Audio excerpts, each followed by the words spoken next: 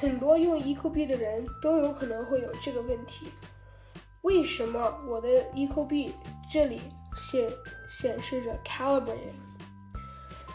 这个 Calibrating 呢，一般就是断了电以后再插上，或者刚装上的时候，它会去校正传感器，所以呢，你就会看到 Calibrating Heating and Cooling Disabled， 也就是说它在校正，所以呢，热和冷都不会工作的。有一些人有可能还会说，为什么我这个 Calibrating 在这里就不去掉了呢？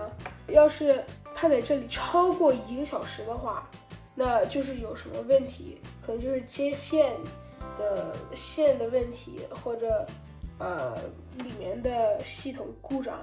一般就是可能我见过3到5分钟，也有10-15分钟的，可是要是超过1个小时就肯定会有问题。